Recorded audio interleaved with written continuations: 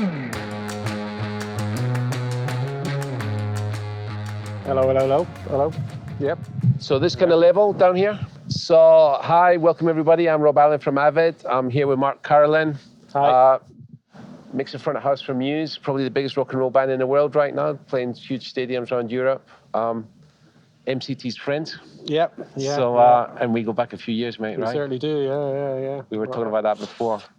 Yeah. JJ72 opening from Manic Street Preachers, or Yeah. even I think even before that. Even before that, there was something else. Yeah. And then also, I picked up some stuff that you moved on to bigger things, and we've had a couple of bands in common. Actually, That's JG72, right, I picked up after you left it, and then the Thrills. That's correct. Yeah. After you went on to Yeah. do this, I did The a bit of Thrills. Thrills. The Thrills. Lovely bunch of fellas. Yeah. So, how long is it now you work for Muse then?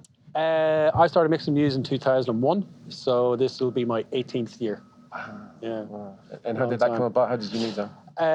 Well, actually, JJ72 opened for Muse when Muse were on their Origin of Symmetry European tour.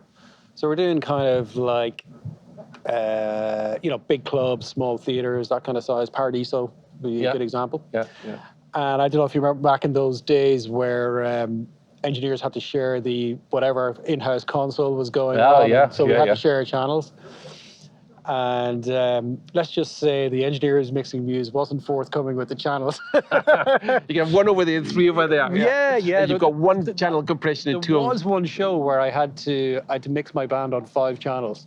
Wow. Yeah. So, but I use that as a little challenge. Yeah. So I would challenge myself with those 5 faders to try and make JJ72 sound better than Muse. But all joking aside, it turned out that Chris, the bass player from Muse, had come to see JJ72 at a show in the Bristol Anson Rooms.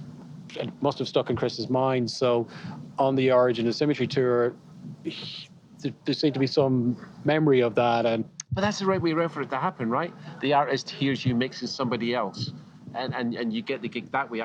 It's kind of a reassuring feeling. Right? Yeah. It's you're not the mate of the production manager or something. The terrifying bit about that was, that this was definitely a big step up for me. Yeah. But I'd already committed to some festival shows with JJ72, so I couldn't actually do all those Muse shows. So, Muse had, various other big name engineers come in and mix those shows I wasn't mixing, and thankfully they stuck with me.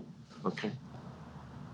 So what was the favorite Muse show ever? It was 2003. You might have to correct me on the year. The first year we headlined Glastonbury.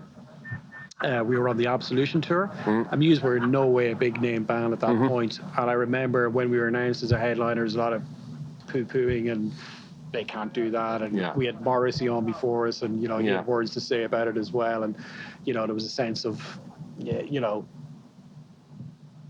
shouldn't have been there. And the band absolutely knocked it out of the park. Smashed it.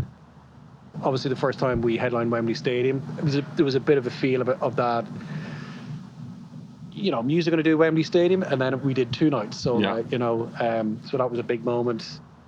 What was great about that for me was that we toured a lot, which meant I got to mix a lot. Yeah. And the often used phrase of honing your craft. There was certainly, a lot of time to do that. And proof is in the pudding now. Yeah. Well, that's always the way, right?